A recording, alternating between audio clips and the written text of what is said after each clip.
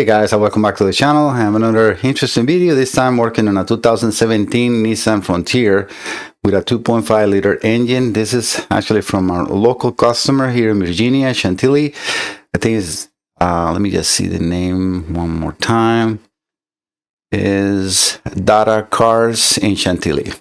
All right, his concern is no communication. The computer says it has no COM bus. He actually sent me a few pictures, which I'm actually going to put on the screen as well, where he has, the faults. So I have, as you guys can see right now, I have the multimeter screen also on the upper corner, which I can now turn off and on as I please with the Elgato Stream Deck system that I'm using with my cameras, and I'm very happy with this system. All right, so let me go over to the display capture. This is going to be showing the other camera, which you're going to be seeing also, and I actually perform another corner. As you see, when I am in the screen, you're going to be seeing me on the left, on the screen recording. You will be seeing me, and also you will be seeing a live capture of the other camera that I have facing the computer that I have on the desktop. All right, so I can also turn this off so we don't have much stuff going on the screen. All right, so the fault code that they have is BCM, cam communication circuit, airbag, ignition low, IPDM, cam communication, ABS, a lot of fault codes on the CAN bus. As I normally do, I do my homework. That is the entire screen you see there, and this is the B number ends in 722244. For the rest, I think it's just pictures that I took. I always do my homework, and I have made that screen on the left side. Let me take myself out of there so you guys can see that better. So I took the connections out of the original diagram that I have on the right side of the screen, and I made an image where I have each connector as is on the computer. This is actually the connector in the computer. And yeah, we have, and that's our Nissan name, E16, F56, and F52. Those small ones are 32 pins, and the ones on the center is a 48 pin connector. So I went into the diagrams, and I also put, as you see on the bottom, powers, grounds, communication, firewall reference, and sensor ground for my tests. I also have, and you can see here, if I go back here now, I have my desktop 7-digit, sorry, actually it's a 5.5 digit multimeter. I did short leads because the big ones are, when I'm doing tests. But in here, I actually put a 4mm banana adapters, and I put this connectors that I can go into the firewall reference and the sensor ground, and that's what the meter will be showing in case I select the meter like I have in there right now. But all right, let's go back to the display so we can see the actual diagram. So connections, as you see, I'm going to keep this image on the left side for a brief moment in here. I can actually see everything really well here, but I'm going to make this order bigger, because sometimes when you're watching this on the TV or so, it's a little hard to see. So I'm going to go by what I can see on my notes in here, which I have a page. All right, so this is not the first page on the diagram. So this is original from Nissan. So let me get a box in here. I think this one will work perfect, and I'm going to make a box so you can see me better when I'm moving. I'm just going to use it as a mouse so you can see what I am. All right, so this computer, again, as you saw, it has 3 connectors, E16, F52, and F56. And this is very important to know for which engine is, because this is specifically for the QR25DE, which is the 2.5 liters. And that's exactly what this computer with the B number was decoded as. All right, so powers, I have already selected. It says the F56. It has a 77, and the pin 77 is a constant battery. On pin 93 is an ignition feed, and a pin 105 is a battery positive through a relay, which is what I call terminal 87.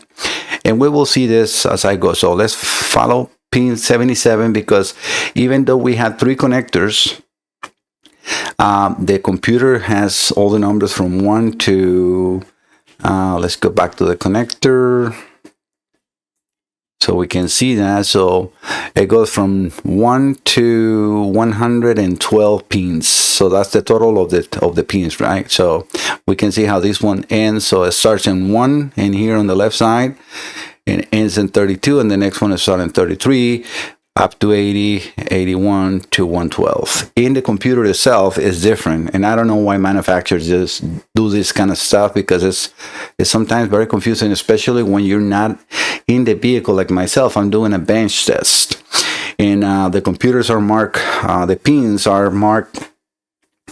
Let me just make sure I can get to see me. The computers is marked like connector F52. It doesn't show 1 to 32. It shows 1, 2, 3, 4, 5, 6, 7, 8, let's say, right? And then A, B, C, D, E, and so on. And so is the other connector. So you have to be very careful, especially like myself, because I don't have anything to follow as far as wire colors, which I use when I'm doing tests on the car. When I'm not sure if I'm in the correct connector, I can go over to the wire diagram and see if I have a yellow, blue, and red. I can see, like, let's say if it's yellow, blue, and red is pin 1, 2, and 3, I'm going to find those pin 1, 2, and 3 and follow those red, yellow, and blue, right? So, and that's how you find it on the car. But when you're not in the car and I have no wires to go by, I have to do my homework really, really good so I don't damage a computer. All right, so again, let's follow this. So pin 77, if we follow this wire up to the IPDM, right? So that's a fuse box, enters in pin 30. But if we follow that, it goes into this joint right here, over to the left, up to a 20 amp fuse. It's a fuse 53. And if we follow that all the way as I'm going with that, it says directly battery. So it's a constant battery power. So that's a keep alive memory power. The next one is 93. That's an ignition. Okay, so we have 93 here. Why, or how I know it's an ignition? Again, we follow the wire. And if we follow this wire in here, it says a joint connector in here. It's entered these fuse blocks, fuse block, and then it has a 10 amp fuse, number 1, and then it splices in here. And then if we go up, it says ignition switch on or start. So that is an ignition feed, right? 100%. All right, so the next one is pin 105. So 105 is not in here, so I'm going to jump into communication because that is in here. So we have in communications, we have pin 97 kind of low and 98 kind of high. So we can see those in here. Those are data lines. And if we follow this, it goes into, it looks like another connector in here, and it goes through, and it goes, let me just see, no, and it goes through, oh yes, and jump in here. So that one, which is 98, it goes up to pin 6. And then the bottom one goes up to 97, goes up to pin 14. So that is correct. I also have the K line on pin 88, which should be here too. Yes, it is right here. And if we follow that, this is the DLC connector, right? The OVD port. And it says that it's pin 7. So that's K line. So that's also for diagnostics. So those are the pins that I have in there. I also check all the grounds on these, including the sensor grounds, are all shared internally in the computer. So that is not a problem for me. For my bench test, I can use just a 1 ground heavy wire, and that should be enough to power up the computer and check communications, right? But let's follow up to the next page. I'm going to move this back in here just because I don't think it's going to follow me. But so the next only wire that I'm really looking for, well, actually the grounds that I don't see here. So ground should be pins 12 and 16 and 107, 108, 111, and 112. That's our the main grounds. All right, so following the next page, I'm looking for pin 105. No, sorry, we already saw that one. 970, no, 105, we haven't seen it. So we don't have 105 in here. And you can see we got the fuel injectors in here. We got, you know, other things that you can see. I'm going to go a little slow so you can enjoy the diagrams as well. These are in black and white, Nissan, very old style. I don't know why they don't have color wire diagrams. So we got 105 in here. All right, perfect. So let me get another box in here so you guys can see what I am better in the screen. So we got 105. 105 goes up and it goes into G. All right, so that we need to go over to the page before. Let me get another of those boxes. Actually, I think I can just do it here. So we got G right here, and the G goes up to here, and it goes into a ECM relay. So this will not close until it's commanded, right? Because this is the contactor side, and we have the coil side. So this is terminal 85 and 86, whatever positive or negative activation is. We don't know that, and it's not really that important. But because I'm providing the power, so let's assume that we have the contact closed, so this power will come up from here into A. So if we go up to the first page, we have to follow, you know, A, which is right here. Let me make this a little smaller so it's not that intrusive on the screen. So we got A, and if we follow that, that is through this fuse 53, the same fuse that we had before, right? So we know that that fuse is coming directly from battery voltage. So that is a constant battery, but not a constant battery until the relay closes. That is considered always terminal 87. All right, so we got those really good. I can look for the grounds. So let's look for at least a couple of grounds. So let's look for 111 or 107, just to make sure we have the grounds properly also found. And we can see here, so 107 and 108, they're all here on ground E15, which we can find on the diagrams where that is located later if we need to. I don't really need to, but yeah, we got all the grounds in here: pin 12, 107, 108, 111, 112, and 16. I am only using 112 for my testing here. So right, so this is all we really need in here for this computer to work. So I'm going to now put you into this view, and let's get the meter up in the corner. So the meter, as you see here right now, this red wire and this black wire here are my leads that are coming. So let me take you over to here. These leads are directly attached to the meter. So this is fiber reference and sensor ground, because that's all I want to share for now, or not to share, to check for now. So I'm going to go back to here. Sorry, and then I'm going to power up the universal test box. I have 14 volts, or 14 volts. So constant battery power. We got 1.6, and now ignition. We only have 1.5 volts. All right, so this is no good. So this battery, this computer is halfway power up. This computer, the way it is, it should not talk. So the only one thing that I don't have is the scanner connected. Let me connect that 1 second, guys. All right, guys, we're back again. So yeah, I have to stop the video because I wasn't sure if I was recording or not properly. All right, so I have everything now ready to go. So let's go back to the display, and I'm gonna have to do that. Take the meter out of there. Well, just so we can see, we only have 1.5 volts in the fiber reference. I already checked the grounds, and the sensor grounds are good.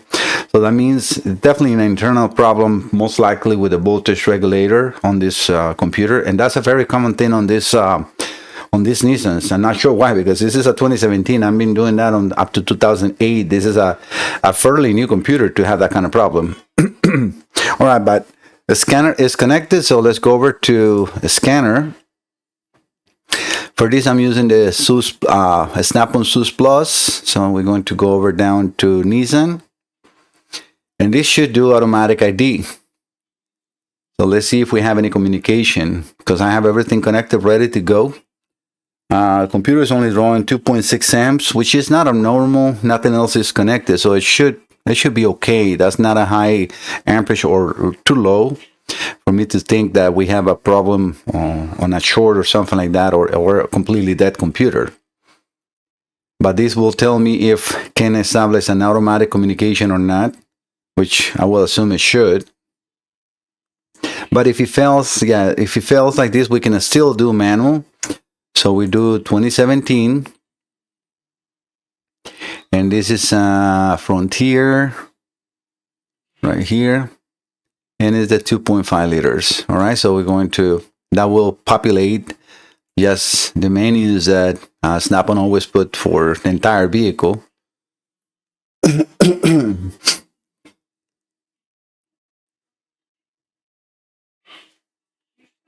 gonna put this one so you guys can see that computers are still connected, and so is the customer. Because I always like to reproduce a concern. I don't, unless it's something very difficult to reproduce, I don't just jump the gun and trying to open a computer and repair something that it might not be even the problem, right? Because it's not the first time that I go into a computer, they have no communication or so, and the problem was not in there. It was actually, especially in the Audis and Volkswagens, you know, they got so many, and so also Mercedes and BMW, they got so many splice for the CAN buses that can get corroded and then get problem. But yeah, we can see how the scanner is still, you know, taking too long to try to communicate. This should be a very quick and fast communication.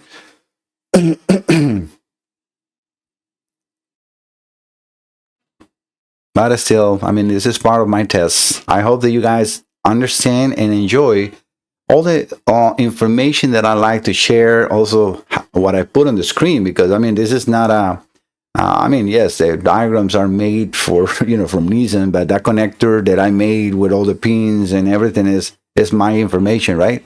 And I'm sharing that all with you guys. All right, let's try to enter to the engine computer, which as it is, I don't think it's going to work. And we see that we cannot talk to the computer. All right, so next thing I want to do is open the computer and do a couple of tests with you guys, which is going to be, again, check variable reference and everything that we have in there. But most likely this sounds like a bad voltage regulator. I'm going to exit here because this is definitely not going to work. So I can even exit the vehicle. I'm going to disconnect the dongle. This is the small dongle for the SUS. It has even a light. And this is very cool because if sometimes you got nothing to find the OBD port, they put a nice light in there. That was a very smart move from a Snap-on. And one thing that I don't like, and I have been saying this many times with like Autel, and so this is not too intrusive because they're telling you new Jaguar coverage on your tool.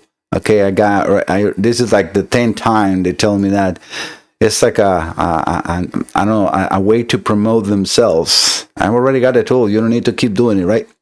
All right, so guys, I will probably, since I have to edit this video already, I'm going to stop the video, open the computer, and I'll be right back.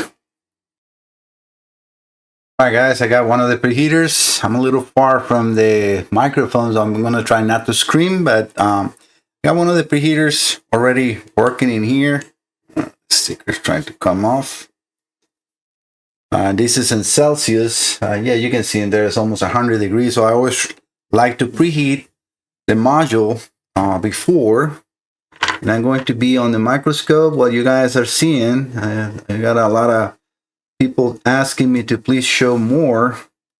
And I mean, sometimes I don't do it because I think it's just a little boring. Make sure, yes, we got the same component. So I decided to just go ahead because I'm very familiar. Sorry, guys.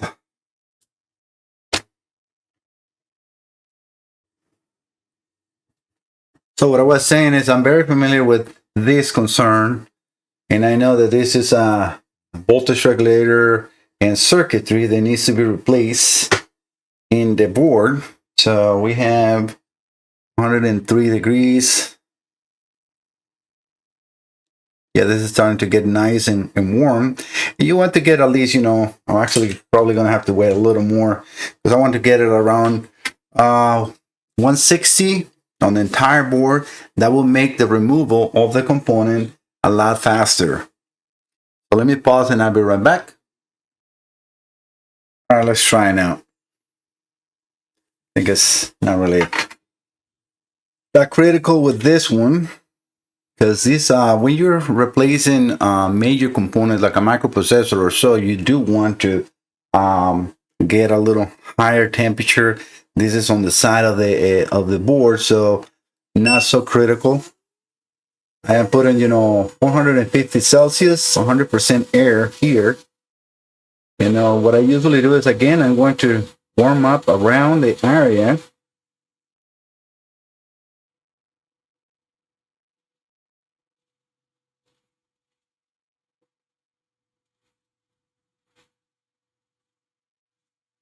Again, this is going to make the removal a lot faster.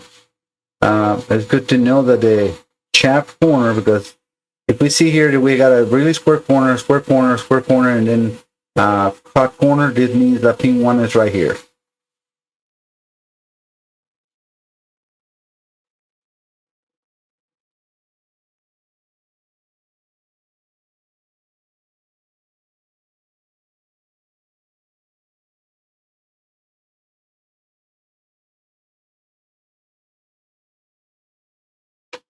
All right, you see that was nice and easy, super quick, and that came out that easy because of the preheat. So that is no doubt about it. It makes the removal of component really fast. All right, so what you want to do now is put flux in here. And you have to be, very gentle when you're working with electronics as far as, the pads. Because if you try to do it too quick, I was saying, if you try to do these things too quick, you will destroy the pads, the bottom pads on the component that you're trying to remove, because it's not heat. You don't have applied the correct heat yet. So we're at 120 degrees on my preheater. That again is going to keep this working really nice, and it's going to make the whole remove and install very quickly. Flux to clean out these pads and make it, down. I'm going to put more flux in here. If I would not be recording, I would have the fume extractor, but this is not so bad. You can, because what you want to do is, once you do that, then you can use a rose metal, a wick, depends, which name you want to use on that, and remove this one. So this is low lead or no lead solder, and we're going to apply lead solder.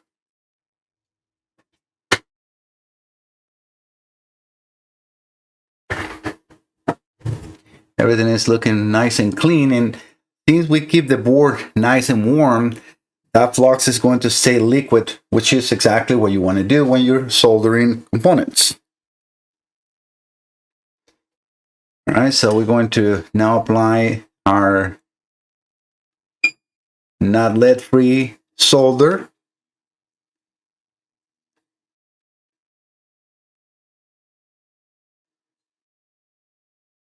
And that is perfect. And now let's position the new component in place.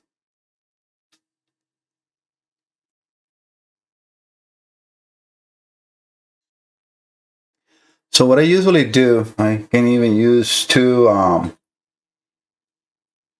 you can use two tweezers to help maneuver the component in place.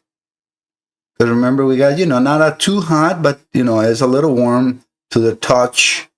We cannot really call this hot plate, but this is like a preheat controller. That was too much. Just trying to locate it very close to where it goes. I don't want to burn myself, because it is a little warm. We're right now in 130 degrees, so that is definitely nice and toasty. And that is Celsius, remember. All right, that's perfect. All right, so now that I located in place, what I want to do is put solder on the corners. This is going to help me stop the component from moving. So I just go in the corners. Sometimes it's going to be a little lift up. And I don't care, how much I put in here at first. Why? Because, well, it is moving a little too much. Let me move this just a little her, because I only have one corner secure. Right there. And like I said, you can even put a blob. Oh, too much. Actually, that's perfect. All right, so I put a big blob in there. And I don't care now, the component is not moving. You see? Now I can poke it and the component is not moving. And now all I want to do is, and I usually use not my good tweezers, even though these are good tweezers, but these are a lot thinner. Hopefully you guys can see there the difference in between one and the other one. This is a better quality. That's that voltage regulator there. And now we're going to use the hot air station. So I'm going to do now is we got almost 140 degrees. Hopefully you can see right here, 137. So this is perfect because now I can use the hot air gun. Just apply a little pressure on the center, right? And then again, use the air around. This is going to quickly heat the board and we'll set the component in place. I can already see it going down.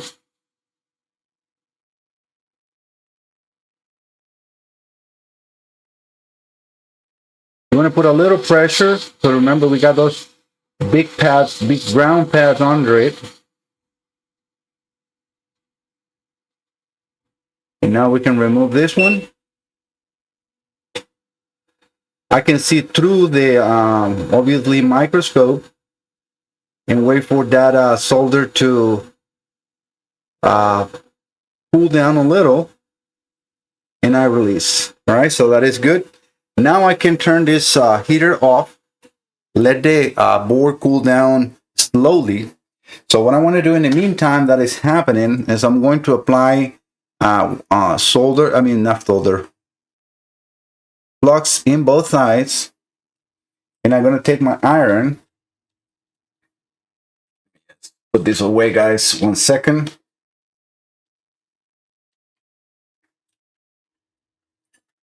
I use the JVC hip cleaner for my solder gun or my solder iron. So what I want to do is just come here, apply solder to that clean iron now in the tip, and then just come to the side and then just go like that. So that's going to apply solder to all the pads really quickly. If I see like that right now, there's a few of them shorted. The board is a little here. It's a little warm yet, so the flux is very liquid and it's staying very clean. So I'm going to get whatever excess or shorted pads. I'm going to move everything to one side only. And you want to make sure that you apply flux when you're doing this. The flux is going to let you walk that extra solder. And now I'm going to use again the wick to capture any extra that I have in here. Still got a little too much in here. That looks pretty good. Got a one shorter one in there still. In the meantime that this is happening, now the board is getting cooled down slowly. This is still nice and warm. And you don't want to, to make a big change in temperature because that is also not good for the entire board. You have, we're working on a microprocessor, very close to the microprocessor, very close to other components. If you do it this way, you will not damage anything. Let me see if I can just apply This get dirty here.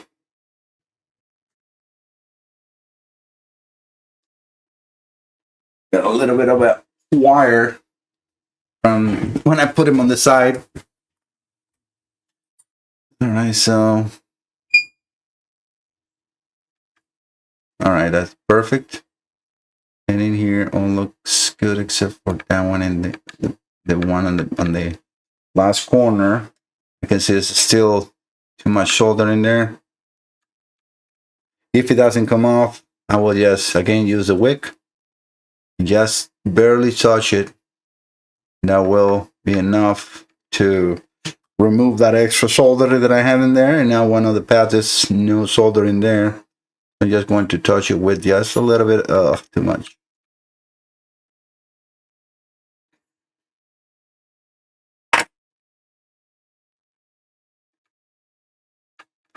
Doesn't want to get away. Now got it, perfect. See this, the flux in there was my help. I put just a little more flux in there, and then now there is no short pads. And I'm going to get, assuming you guys will not be able to see this obviously because I don't have the camera on the microscope on, and I don't want to, you know, get that much in there. But I'm going to first touch every single leg. Make sure I can see that they're nice, welded perfectly. And I always want to double check. And at the same time, I'm here checking that there is no short pads. Or, yeah, pads, that's the correct term. It's a little warm to the touch. And now it's not to burn me. So you can see that I'm putting my finger on top of that component. It is a little warm, but I can hold it, not a problem. All right, so there is no chores, no loose. And I can see now that I came this close that I have a solder excess in here, which is good. That means that when it went down with the temperature, it got pressed properly.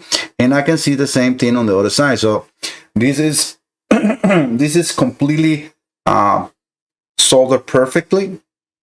We got the correct orientation, right? Remember the cut corner, pin 1.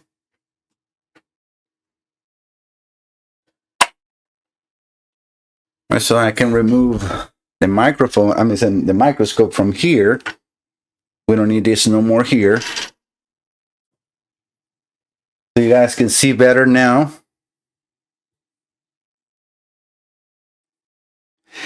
Another thing that I can do is I can turn this on and see what the temperature is. It's an 80, 83, 84. So let's let it cool down a little more, but it's 83 Celsius. So I don't want to let it completely go down to 0. But I want to now use the same flux remover. You have seen this in most of my videos. I use MG Chemicals 41404. So you guys can see it. And I have it already here in a little container. Because since the board is a little warm, it makes it very easy to clean. And I'm going to use the microscope because I cannot see without my glasses in there. Yeah, I'm not too much in the way, right, guys?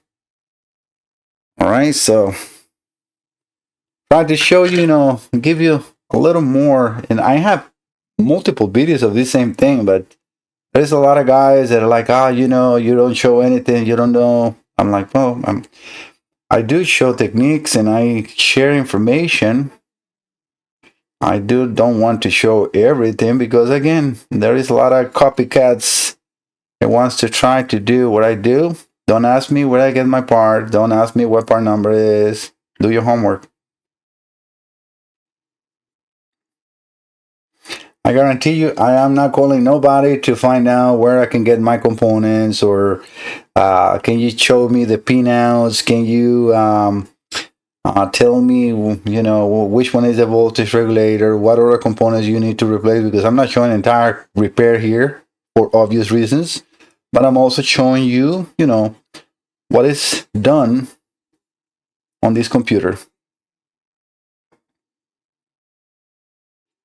See now with this board nice and warm, not toasty, because you can see there is, it's not boiling or anything. I can clean this very quickly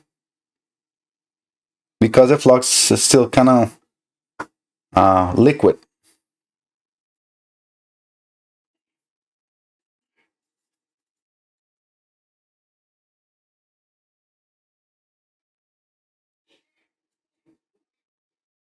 This is, and they have a clear coat, acrylic clear coat. All right, this is looking good.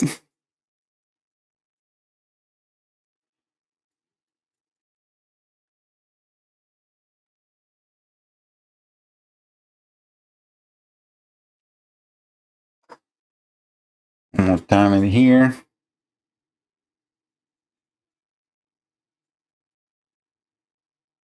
Yeah, and these kind of components, or this kind of computer, sorry, you don't want to put in the ultrasound because of the clear coat that is applied.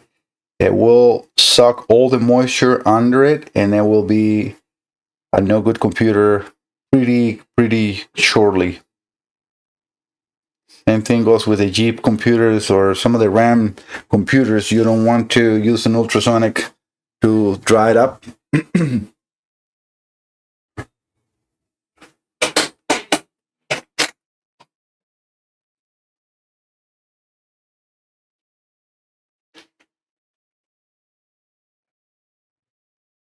And that is nice and clean now.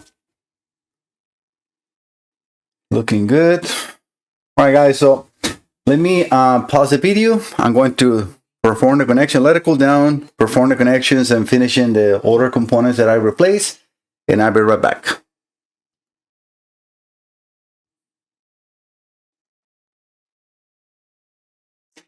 All right, guys, I put all the connections back again. All right, so let's power this up. I got the meter up in the corner so you guys can see if we have 5 volts now, and we do. All right, so that is already happy first step. All right, let me go over to the display. All right, let's put, what is the scanner now? Did I close it? No, that should be here. All right, so we have the scanner right there. And let's try attempt a connection one more time. All right, so let's select Nissan. And let's do now this time an automatic ID. It should be now no problem, and it is perfect. Excellent. Another successful repair in my Salazar Diagnostics. You can see there. So let's remember, I give you the VIN number already, 722244, but let's see it one more time. Oh, that's not the correct folder. Right here. So we have it here. So right there, bin to bin. You can copy. I mean, you can see this exactly the same bin, 722244. Perfect. All right. So I mean, let's enter. It should be, again, it's a CAN bus communication. This should be very quickly. And the only thing that I really wanted to see right now is maybe a battery voltage, because I got nothing connected. I don't want to run the computer for too long or connect it for too long, because it's not in the case. And I also forgot to show you, in the meantime that is getting connected, this is the bottom part of the computer. You know, that's a very big heatsink. And I also want to show you the cover that you see is removed, but it's absolutely no damage. It's not bent. That's how I remove it. So please don't attempt yourself to remove or open computers unless you really want yourself to fix it. I don't usually take computers that are already pre-opened, and it's because then I will take the liability.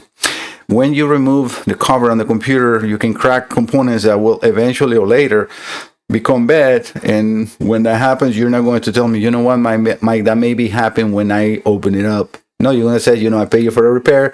Now it's your problem. And that's why I usually don't take computers that are already, or that were opened by somebody else. All right, so let's go into the engine.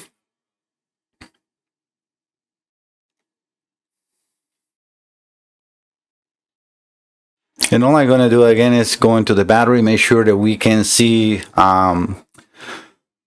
changes on data. to make sure the logic on the computer is all good. Let's go into main signals. We already are inside the computer. So let's see if we have any battery voltage in here. Yeah, battery voltage is here. So let's do a custom. Yeah, in this case, we can deselect all and just go into battery voltage and list view. I should have select just graph, but it's the same. I can make the graph in here. So we got a steady battery voltage. I'm going to change the voltage 1 volt down and then 2 volts up. And we can see, I love that from a snap-on. You see that, oops, I'm not showing you guys that, right? So I don't know why I went over this way. So one more time. You guys didn't see the entire entering in the screen, but well, we're here. So yeah, what I was going to show you is we're entering the main signals. I just selected the battery voltage. So again, I'm going to go volt down and 2 volts up to go over the 13 or 14 that I'm given, and then back to that. And what I was saying that I like about the Snap-on scanner is that they make 2 colors on the graph. That blue, gray colorish, and then white on the back. It makes it very easy to see from the far distance. All right, guys, thank you so much for visiting the channel. Let me do the closing on the video. All right, thank you so much for visiting the channel. Don't forget to subscribe, and please let me know. Yeah, that's on the way. Please let me know what you think. Do you like my content? What else would you like to see? Obviously, please don't ask me, can you show me all your database and where you get your email files and all that, because I'm not going to do that. That is a business information again. So if you want to see, Mike, can you show us more on how to open a computer? Yes, I can show that. I can show you that how to remove components. I'm trying to show you that too. But I think the main and the most important part of these repairs is exactly connections. Again, this is through experience. I know exactly where to go, how to attack these Nissans. I have shown, if I have a full list of these Frontiers, so you understand where I'm coming from. A lot of guys are like, yeah, this is a clickbait. Well, not a lot of guys. It was actually one, not even a subscriber. He's like, oh my, you're just putting clickbait. I'm like, no, I never said, how to repair a computer. This is actually a video for the customer that I'm doing. And on the same time, I like to share with all of you, my subscribers and my visitors, whoever is watching the video, some of my knowledge. Oh yeah, how to read wire diagrams, where you get the wire diagrams. Like I forgot to say, this is from Identifix. But how to read the diagrams, how to compare your information with the computer, I think that's very important. And it's a lot of good information in what I do. But again, leave me all the comments. I would like to know, what do you like? Is the audio good? Just let me know. All right. I'll see you next time. Bye-bye.